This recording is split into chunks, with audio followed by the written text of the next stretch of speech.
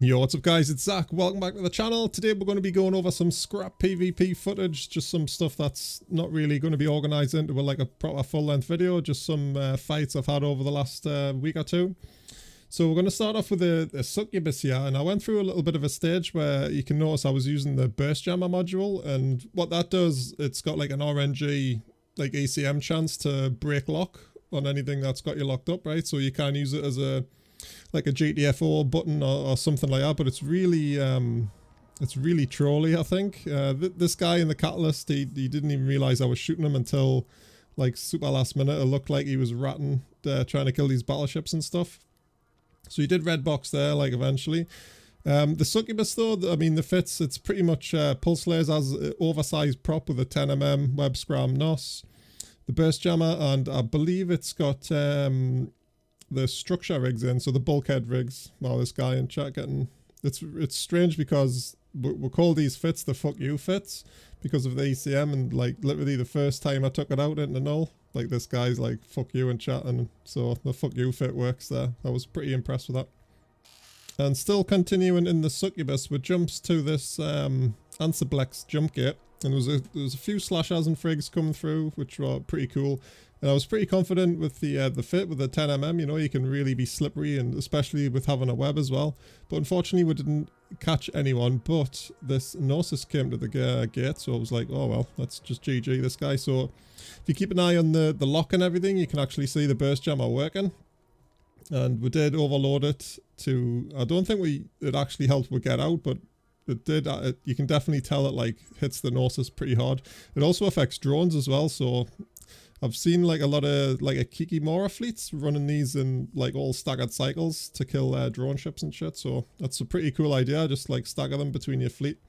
And it's obviously got that chance to break the lock of all the drones and the enemy ship. Not sure about fleet mates though, so like if your Logi's got you locked up, it might like break them. But you can see we're taking a bit of a pound in here. The Gnosis is still red boxed. There's a couple of Ishtars pretty close now as well, but we did manage to get out. So that was lucky. Eventually, like when I do switch off the afterburn, that was a bit of a mistake on my part. But the burst jammer's got a pretty big range, like 12 kilometers, and if you overheat it, you get a decent amount of like ECM jam from it. And this next fight was against the Saber, and now I've never piloted a ship as bad as I'm about to, so yeah. But you'll see, we've already had those couple of fights in the Succubus. This is the same one from the Gnosis. So we're bleeding like pretty heavy structure, and that's basically where all of our tank is at. So yeah, but this Saber, I'm not sure if he was like just having a bad day as well, but man, I was just super bad on the piloting here. Just I really struggled to like manage my range in this ship because of the oversized prop without using any nanos or like polycarbons and things. It really makes the ship super like heavy and fat, you know, to fly. So keeping range or like orbiting, you can see like we're way out here and it takes ages to slow down. But we do manage to get out away from this guy as well. Not sure if this guy gets burst jammed. Let's have a look here. So yeah, he's still red boxing there. But yeah, look at the piloting, guys. I was just like, I should have just been like fully manual piloting the whole time. So yeah, I was pretty much wrecked myself, and then I'm just wasting all my cap. And speaking of cap as well, the burst jammer takes loads and loads of cap to actually activate, which is sort of the counterbalance to having it on fitted, right? So looking at the Succubus, I mean, it's lasers as well, so we need the cap to shoot. I mean, we've got the small NOS, but it didn't really keep much alive, and you can see there I'm struggling to keep the burst jammer going. I think this guy actually gets us, right? I think I could have warped out, but he gets us in the end, I'm pretty sure, because we're like mega low there. And rest in peace, yeah. So that was pretty bad on my part, not even pointed or anything here, and I could have easily warped, but pop, there we go.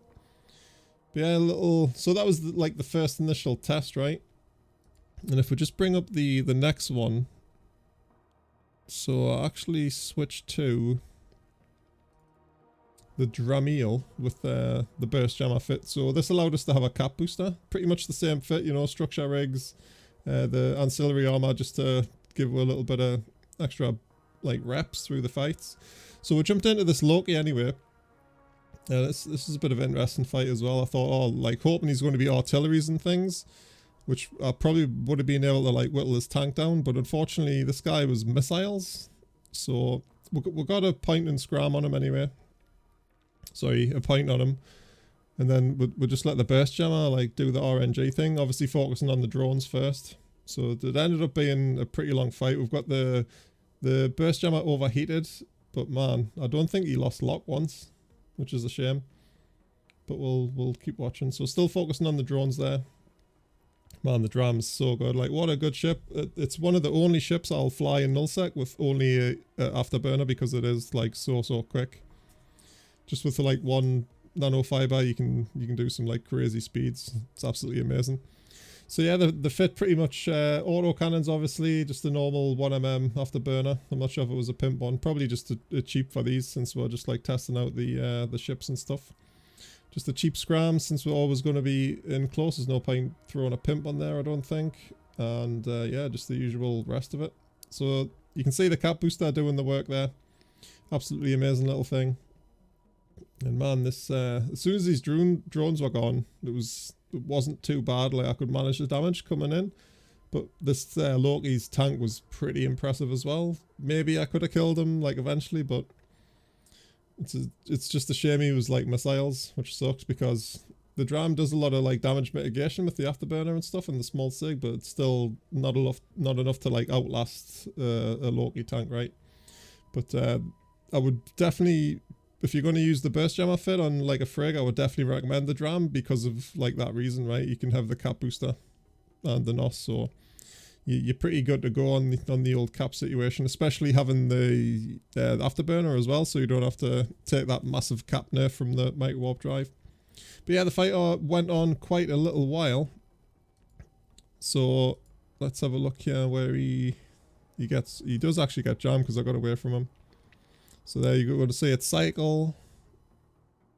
So overheated cycle there and there. So he's lost lock, and I mean, we could have just burnt away anyway, but like I say, there's the escape button right there. So I could have like warped like right there, but he got lock again, which is fine. Like, sometimes one of the things that's good about the burst jammer is like people don't expect to like lose lock, and it takes them a few seconds to like, oh, what's going on here? I better really lock this guy up. So it does like confuse the enemy quite a lot of the time.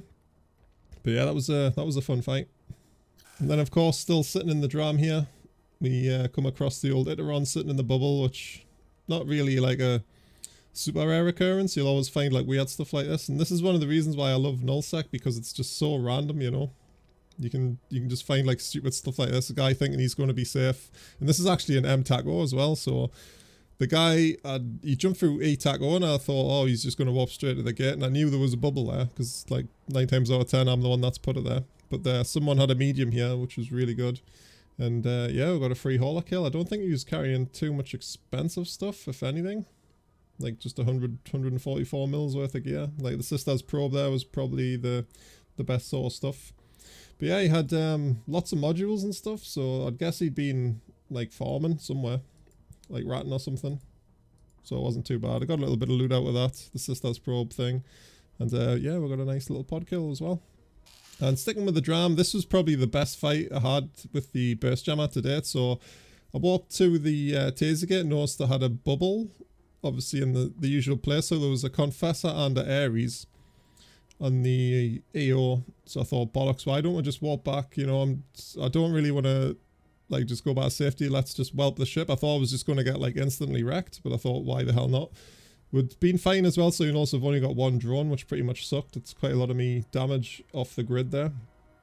But man, this is this is the best example of the way the fight can go when you've got a burst jammer on. So straight away I'm going for the Confessor. He's definitely primary target here.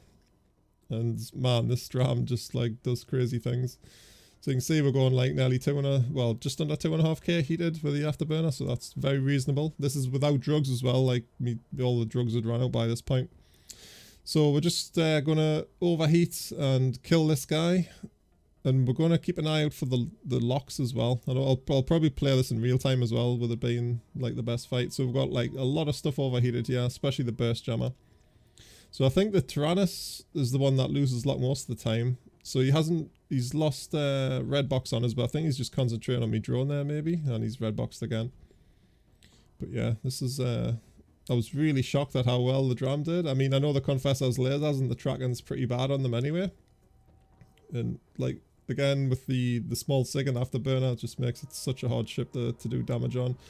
If the Fessa had a web or whatever, or the Ranus had a web, different story, right?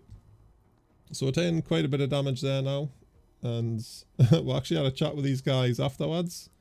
And like he was asking for the fit and stuff, but I said, oh, just wait for the video. I know this was a little while ago, but hopefully it's still subbed. I don't think we actually jammed the Confessor once during that fight, to be fair. But we'll keep looking. So I mean, I couldn't believe it. Yeah, like at this point I was like, holy shit, we just killed something. Killed the Confessor. I was totally expecting to die, right? And then we just started working on the Tyrannus. So there we go. Like again, I'm not sure if the ECM burst jammer did much help there, but I'm pretty sure it definitely got the drones off us at one point from the Ranus, which was always nice. And then we just did a little bit of manual in here just to get the old Tyrannus down. So he's still actually red box. I was really surprised, like watching this back. I'm sure the burst jam had some effect there. Maybe it did and I just missed it, but yeah, good fights. The Confessor guy, like I say, we had a bit of a chat afterwards, and he was pretty cool, so it's always nice to do, right? And GF just before I potted that guy. But yeah, the Dram's pretty cool. I'll link it in the description, guys, if you want to try it. But because this burst jammer fits like really good. You don't actually lose anything apart from a web on the ship, so and you can do without it on the Dram, to be honest. But yeah, good ship, good little fight, and the burst jammer fun was definitely. Next up, we've got a requested ship, the Cura, which is it's just so bad in nullsec. I didn't kill anything apart from this obvious Neris. So this is what the Cura's good in nullsec at doing solo, like just killing haulers at a Sinuan. So I got loads of. I did try loads and loads of fits for this thing, but ultimately we just lost so many of them. And I couldn't make it work. It's really much better for low sec, or unless you're in a small gang or a fleet, so you can concentrate on the web range and stuff. That's pretty much the only thing that's going for this ship. But yeah, null sec, not that great, you know. You're really relying on those like opportunity kills, like the Sino here. So I think he actually dropped his shit as well. So we did get a little bit of something, but nothing great. So sorry I couldn't bring you anything more exciting from the Cura. We'll probably have a look and do some low sec shit in the future with it. Alright, this next fight, the Saber was just by himself, or it looked like he was by himself until this his Falcon ult uncloaked, and I knew I'd recognize the name because, you know, this guy kills a lot of stuff using this technique. But the good thing about the ECM rebalance is that we can still actually lock what's ECMing us. So I'm trying to keep out with the range of the Saber, and I'm pretty sure the Saber didn't have a scram. If he did, I probably would have lost because he just got into like 11k range there. He did have the webs on, but it didn't really matter too much. And we're flying an Imperial Navy Slicer as well. I was watching Stacked House do some pew on this thing the other night. I contracted him a few out with some pimp mids, you know, to help with the cap and stuff. And yeah, enjoyed. So I thought, well, I'm gonna take some out as well. Pretty good ship for null, you know. Again, it's a lot like the Wolf, where it's an opportunity killer, you know, like pretty much smaller stuff or things that can't project out to the range you can shoot at. But I was really like worried about this Saber coming in because, like I say, he did get within scram range a couple of times, so I was pretty lucky that he was probably all just tanked up with the web and then just concentrated on the bubble to stop people warping out. But man, this I would have loved to kill this Falcon. And then in the end, the Saber just goes back to the gate, and then these guys just like warp off. So I was like, okay, I'll carry on my journey to head GP. And back in MO, we actually flew the Garmur for a couple of days. El Diablo, a friend of mine, he contracted me in Abyssal Long Point, so we had like just under like 48 kilometers, I think it was, like heated point, like absolutely ridiculous. And the speed of this thing is absolutely nuts. Doing like 4.7k or something, and like right here in this clip against Algo, so we weren't even taking drugs. I mean, it's the laziest ship you can possibly ever use, right? You can just like orbit something and press F1, then go AFK pretty much, right? And this Algos especially, he didn't even have the might warp drive, which you can like slingshot out of. But he would have to do like a 10 kilometer sling anyway, which is still possible, like for sure, if I was just literally lazy orbiting. But yeah, I wasn't really doing much piloting here. Like, I think everyone can agree the Garmur is just like terrible to fight against if you're in like a slower ship, right? So yeah, that guy got killed, and I convoed him afterwards because I thought he was like a super new bro, but it turns out it was just some guy's alt. So I did reimburse him for the loss because I felt bad for the LULz kill there, with him like being a new tune or whatnot. And then another clip in the Garmur, I think it's the same place. Yeah, MO. Definitely a good hunting ground MO if you put the bubbles down and stuff. So I noticed something warped at the gate here. I don't think it was that Hecate though. I think it was just like some random thrasher or whatever. So we'll warp down, like purposely aiming to land in the bubble with him, so we can just like burn off and get a point on him. So there we go, we're just landing with a thrasher. So we get our orbit up straight away, and that's pretty much it. Like within a second or two, we're out of scram range, and the thrasher is just going to face the same death as the LULz, right? We just orbit him and go AFK pretty much. Like, not a lot of skill when you're killing small shit in this, so it is really good for chilling around like the in systems like this, where you can catch like small stuff like explorers and other things like that, like just landing in the bubbles, you know, if you set like yourself a bubble trap up or whatnot. So, and also the Garmur's like really good in a fleet, you know, for point and shit, just because of that like crazy range. I think I would probably, rather than a scepter now, I'd probably fly the Garmur or something, you know, just because of that.